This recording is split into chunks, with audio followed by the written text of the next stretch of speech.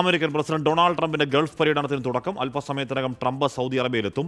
3 ദിവസത്തെ സന്ദർശനത്തിൽ Saudi, UAE, Qatar എന്നീ രാജ്യങ്ങൾ സന്ദർശിക്കും. നാളെ സൗദിയിൽ നടക്കുന്ന ഗൾഫ് അമേരിക്കൻ ഉച്ചകോടിയിൽ ട്രംപ് പങ്കെടുക്കുകയും ചെയ്യും.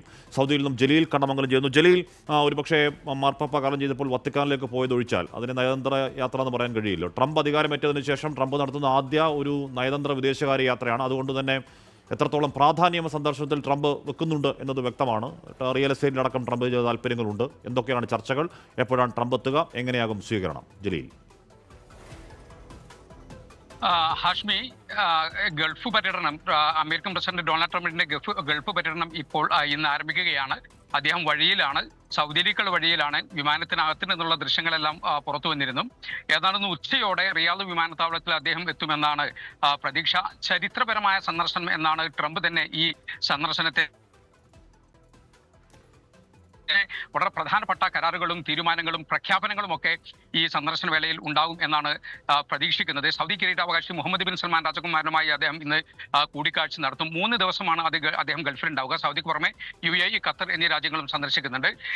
ഈ സന്ദർശന വേളയിൽ പലസ്തീൻ പ്രശ്നവുമായി ബന്ധപ്പെട്ട പ്രധാനപ്പെട്ട പല ചർച്ചകളും ഉണ്ടാകുമെന്നാണ് കരുതുന്നത്. കൂടാതെ ഇറാൻ, യമൻ, സിറിയ തുടങ്ങിയ മേഖലകളിലെ പ്രശ്നങ്ങളും ഈ സന്ദർശന വേളയിൽ ചർച്ച ചെയ്യും.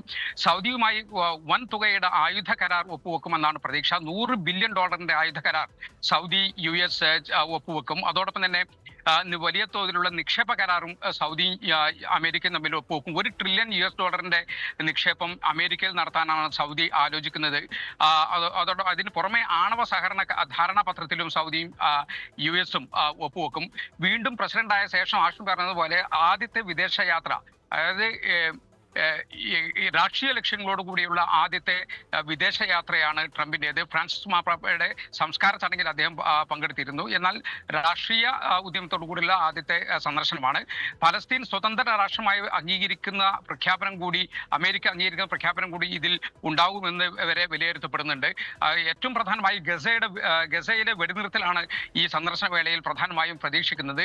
ട്രംപിന്റെ സന്ദർശനത്തിന് മുന്നോടിയായി അവസാന അമേരിക്കൻ ബന്ധിയെയും ഹമാസ് കഴിഞ്ഞ ദിവസം വിട്ടയച്ചിരുന്നു. ഇതൊരു ശുഭസൂചനയാണ്. 583 ദിവസം ഹമാസ് ബന്ധിയാക്കിയ സൈനികൻ ഐഡൻ അലക്സാണ്ടറെയാണ് കഴിഞ്ഞ ദിവസം മോചിപ്പിച്ചത്.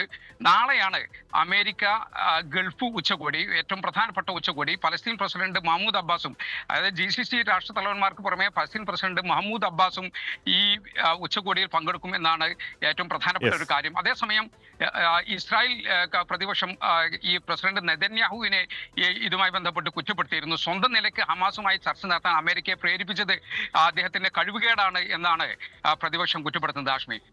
ഓക്കെ, ജലീൽ കണ്ണമംഗലമാണ് വാർത്തയുടെ വിവരങ്ങൾ നൽകിയത്. അതേസമയം തന്നെ അപ്പുറത്ത് മധ്യപൂർവ്വ മേഖലയിലേക്ക് ഇസ്രായേൽ അടുത്ത് തന്നെ ഉണ്ട്. മധ്യപൂർവ്വ രാജ്യങ്ങളിലേക്ക് വരുമ്പോൾ ഇസ്രായേലിലേക്ക് ഒന്നും പോകുന്നില്ല ഡൊണാൾഡ് ട്രംപ്. അത് പലസ്തീനുമായി ബന്ധപ്പെട്ട ചർച്ചകൾ നടക്കാൻ പോകുന്നു. അതൊക്കെ ഉപരി സൗദിയിൽ നിന്നും $1 ട്രില്യൺ നിക്ഷേപമാണ് ട്രംപ് അമേരിക്കയിൽ പ്രതീക്ഷിക്കുന്നത്. റിയൽ എസ്റ്റേറ്റിൽ നല്ല കണ്ണുണ്ട് ട്രംപിന്. അപ്പോൾ അതുമായി ബന്ധപ്പെട്ട പ്രധാനമായും ട്രേഡാണ്. അതുമായി ബന്ധപ്പെട്ട പല ചർച്ചകളും അവിടെ നടക്കുന്നുണ്ട്. നമുക്ക് നോക്കാം എന്താകും അതിൻ്റെ റിസൾട്ട് എന്ന കാര്യം.